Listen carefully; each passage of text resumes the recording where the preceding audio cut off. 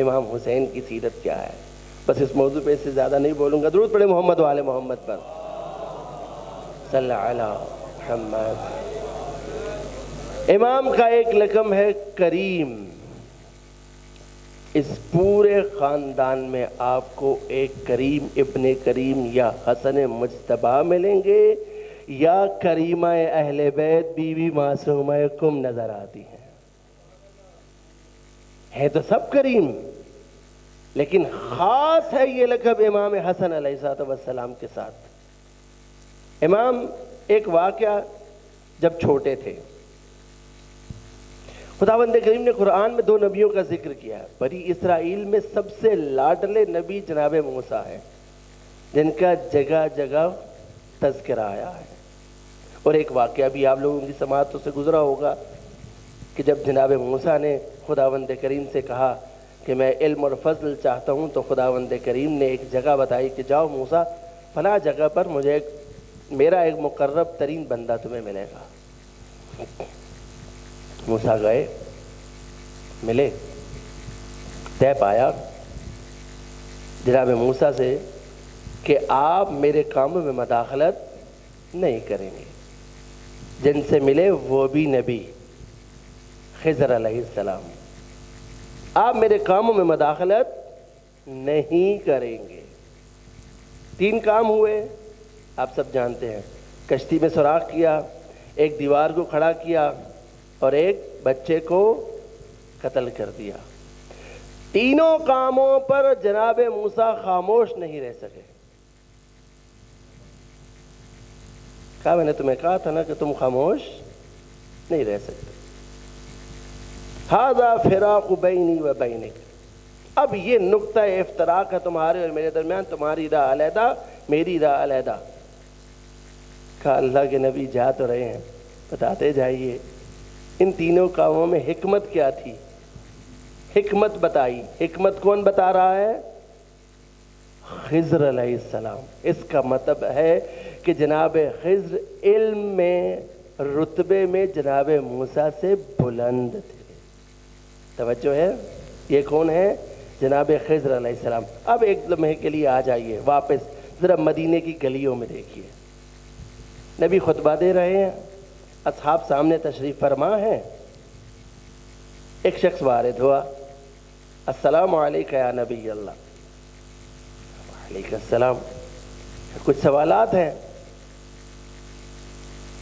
کہا میرا دل ہے کہ آج تمہارے سوالات کے جوابات میرا بیٹا حسن دے. کیا عمر مبارک ہے؟ چند سال. اصحاب حیران ہوئے. کہا کہ یہ بچہ اس بزرگ کے جوابات دے گا، لیکن بولے کچھ نہیں. آنے والے نے امام حسن کو بڑے ہی ادب اور احترام سے ہاتھ تھاما اور مسجد کے ایک کونے میں جا کر بیٹھ گئے. اصحاب رسول خدا کے ساتھ مصروف ہو گئے. رسول خدا گفتگو کر رہے ہیں، لیکن اصحاب کی بے چینی بڑھتی چلی جا رہی ہے کہ کس طرح سے یہ ایک چھوٹا سا بچہ اتنے بزرگ آدمی کے جوابات دے پائے گا. یہاں نبی کا خطبہ جاری ہے، وہاں امام حسن اپنے سوالات کے جوابات دے رہے ہیں. یہ سیشن مکمل ہوا، یہ بزرگ ہستی واپس آئی، امام حسن کو حوالے کیا رسول خدا کے. جب جانے لگے تو رسول خدا نے سوال کیا، کیا آپ کو اپنے سوالات کے جوابات مل گئے؟ کہ خدا کی قسم مجھے فرق ہی محسوس نہیں ہوا، ایسے لگ رہا تھا کہ حسن نہیں خود رسول تکلم کر رہے ہیں.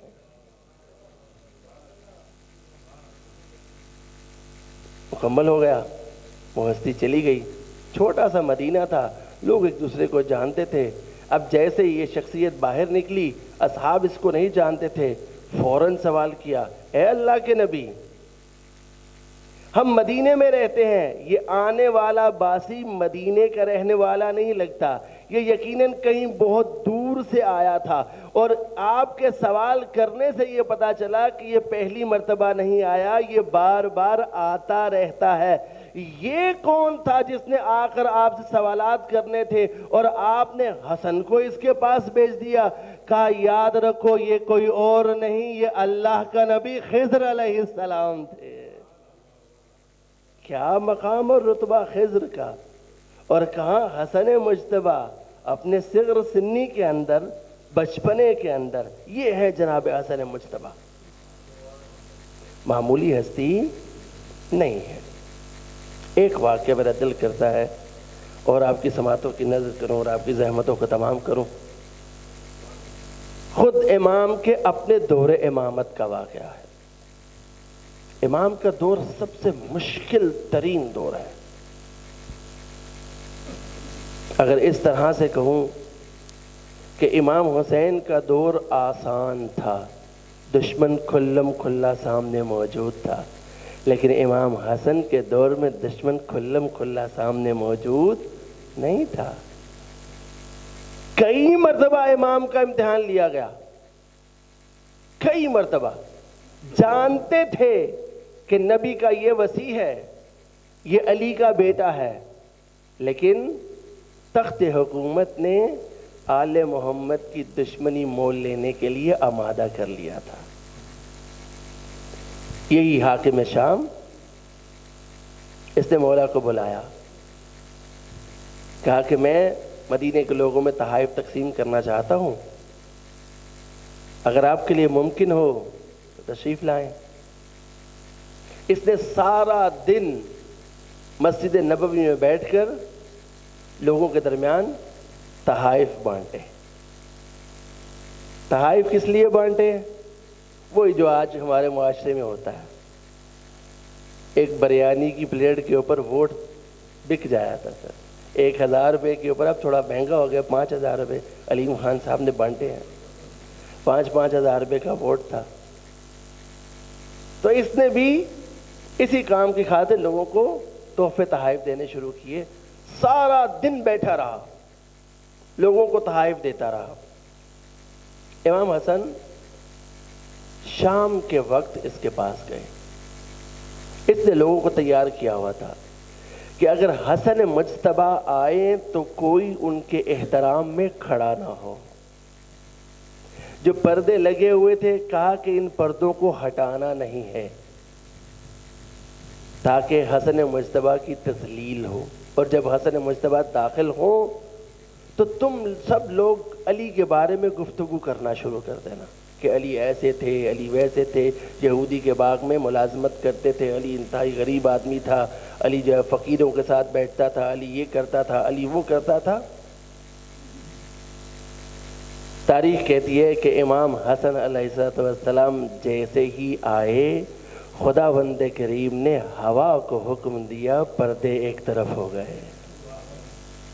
ہوا نے حجت خدا کا راستہ بنایا، امام حسن داخل ہوئے۔ اب جب داخل ہوئے تو یہ مخاطب ہوا، کہا ہے حسن مجھے پتہ ہے آپ تاخیر سے کیوں آئے ہیں، آپ تاخیر سے اس لیے آئے ہیں کہ آپ یہ چاہتے تھے کہ میں لوگوں کو تحائف دیتا رہوں اور یہ تحائف ختم ہو جائیں، اور جب آپ آئیں تو میرے پاس آپ کو دینے کے لیے کوئی تحفہ نہ بچے۔ یاد رکھیے، انا ابن ہند، میں ہند کا بیٹا ہوں۔ میں اکثر یہ واقعہ سناتے ہوئے ایک جملہ بولتا ہوں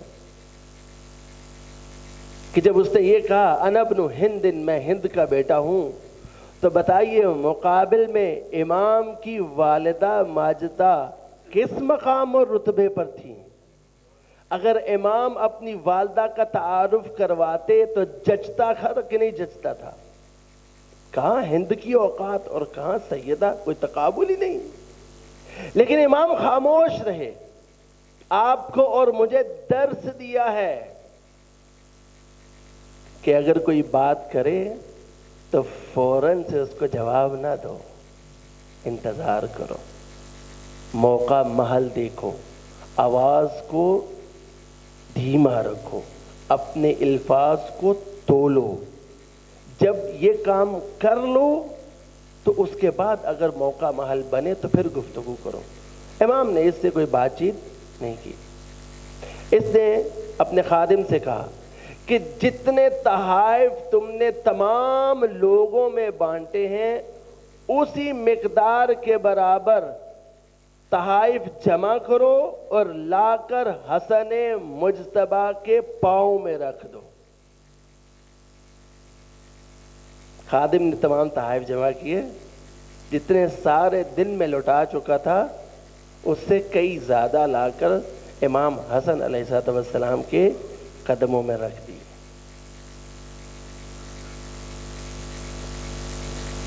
امام کھڑے تھے، اتنے میں اسی کے دربار سے اسی کا ایک ملازم امام کے حسن سلوک سے متاثر ہو کر آگے بڑھا اور اس نے مولا کے نعلین مبارک کو سیدھا کیا.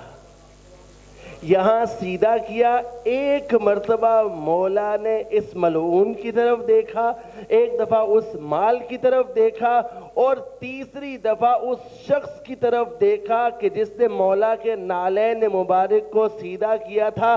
مولا نے کہا جا یہ سارا مال تو رکھ لے. اب جب سارا مال دے دیا دوبارہ اس کی طرف مخاطب ہو کر کہا انا ابن فاطمہ الزہرا، میں فاطمہ زہرا کا بیٹا ہوں. اللہم صلی علی. معمولی ہستی نہیں. عزیزان محترم، ہمارے دوسرے امام وہ امام ہیں جو حلم اور بردباری میں جن کا کوئی ثانی نہیں تھا. آپ کے اور میرے لیے یہ درس ہے کہ ہم اگر کوئی ایسی بات سنیں جو طبیعت پہ ناگوار گزرے، تھوڑا وقت لیں، سوچنے کا ہی صحیح، خدا سے توفیق طلب کریں کہ وہ آپ کو حلم عطا کرے، وہ آپ کو بردباری عطا کرے، وہ آپ کو عفو درگزر عطا کرے. تھوڑا سا وقت لینے سے کیا ہوگا؟ تھوڑا سا وقت لینے سے یہ ہوگا کہ وہ سچویشن آپ کے کنٹرول میں آ جائے گی. لیکن اگر آپ پے در پے میرے کو برداشت نہیں ہویا جی، میں تو سیدھا بندہ، میں تو سیدھیاں پھڑکاتی ہوں. سیدھیاں پھڑکانا آسان ہے، اس زبان کو لگام میں رکھنا مشکل ہے. بولنا تو کوئی مشکل کام نہیں. بندے نے گالی دی، برابر میں 10 گالیاں دینا آسان ہے یا نہیں؟ اس زبان کو کنٹرول میں رکھ کر اپنے پر ضبط کرنا مشکل کام ہے ایک چھوٹا سا گوشت کا لوتھڑا، لیکن اس کے اوپر ضبط کے لیے آپ کو اپنے پورے وجود کے اوپر ضبط حاصل کرنا پڑتا ہے. بولنے کے لیے تو ایک چھوٹی سی حرکت چاہیے.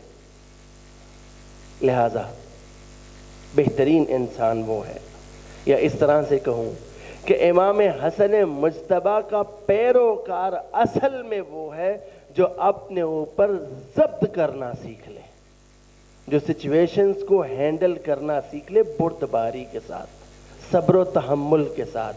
آج اگر ہم امام کا جشن منا رہے ہیں تو آج کا بہترین تبرک یہ ہے کہ اگر کوئی مشکل سچویشن آ جائے، کوئی ایسے حالات بن جائیں جس میں آپ کو محسوس ہو رہا ہے کہ مجھے اپنی زبان پر ہارش ورڈ لانے پڑیں گے، سخت الفاظ لانے پڑیں گے، میرا رشتہ خراب ہو سکتا ہے، میرا تعلق خراب ہو سکتا ہے، خاموشی سے سچویشن کو گزار دیں. یہی آج کا بہترین تبرک ہے، اور یہی آج امام حسن علیہ السلام کی سیرت کا بہترین پہلو آپ کی سماعتوں کی نظر کرنا چاہتا تھا. بارالہ تجھے واسطہ محمد والے محمد کا، تو رحمان ہے، تو رحیم ہے، تو کریم ہے. اس ماہ مبارک میں تو نے قرآن کو نازل کیا ہے اور ہمارے لیے لیلۃ القدر کو قرار دیا ہے. بار الہ ہمیں وہ ظرف عطا کر کہ ہم لیلۃ القدر کو درک کر سکیں. بار الہ تجھے واسطہ محمد و آل محمد کا، ہمیں امام حسن کی سیرت پر چلنے کی توفیق عطا فرما، ہمیں صبر اور بردباری کا مظاہرہ کرنے کی توفیق عطا فرما. بار الہ تجھے واسطہ محمد و آل محمد کا، رمضان المبارک میں جو لطائف تو نے ہمارے لیے رکھے ہیں، جو توفیقات میں حصہ ہمارے لیے رکھا ہے، وہ ہم سب کے شامل حال فرما۔ بار اللہ تجھے واسطہ محمد وآل محمد کا، حاضرین میں کوئی پریشان ہے اس کی پریشانی کو دور فرما، بے گھروں کو گھر عطا فرما، بے زروں کو زر عطا فرما، بے ہدایتوں کو ہدایت عطا فرما، بے روزگاروں کو روزگار عطا فرما، بے اولادوں کو اولاد عطا فرما، جن کو اولاد دیا بہترین تربیت کرنے کی توفیق عطا فرما۔ میرے مالک، میرے خالق، تو رحمان اور رحیم ہے، ہم خدا کار ہیں، گناہ گار ہیں، سیاہکار ہیں، اپنے گناہوں کا اقرار کرتے ہیں۔ تجھے واسطہ ماہ مبارک کی آج کی رات کا، بار الہ ہم سب کے تمام صغیرہ کبیرہ گناہوں کو معاف فرما۔ بار الہ تو ہر رات جہنمیوں کو جہنم کی آگ سے آزاد کرتا ہے۔ آج 15 رمضان المبارک آ گئی، بار الہ اگر ابھی تک ہمارا نام جہنمیوں کے فہرست میں ہے، تجھے آج کی رات کا واسطہ ہمیں جنتیوں میں داخل فرما۔ تجھے آج اس مولود مسعود کا واسطہ ہمیں جہنم کی آگ سے آزاد فرما۔ بار الہ ہمارے مرحومین کی مغفرت فرما، انہیں اعلیٰ علیین میں جگہ عطا فرما۔ بار الہ تجھے واسطہ محمد وآل محمد کا، جن لوگوں نے دعاؤں کے لیے کہا ہے، تو انہو علیم بذات الصدور ہے، ان تمام کی دعاؤں کو قبول فرما۔ دعا کیجئے میرے والد صاحب، میرا بیٹا، میرے ماموں تشریف فرما ہے، بیمار ہے بار الہ، اور حاضرین میں کوئی پریشان ہے، بیمار ہے بار الہ، تجھے واسطہ سید سجاد کا ان تمام کو شفاء کاملہ واجلہ نصیب فرما۔ بار الہ تجھے واسطہ محمد وآل محمد کا، جہاں جہاں دشمنان اسلام کے خلاف مجاہدین اسلام برسر پیکار ہیں، انہیں فتح و نصرت عطا فرما۔ غزہ کے مظلومین کی نصرت عطا فرما۔ رہبر معظم کا سایہ ہم پر تا دیر قائم و دائم فرما۔ حجت حق ولی اس کا ظہور جل فرما، ہم سب کو ان کے اعوان و انصار میں شمار فرما۔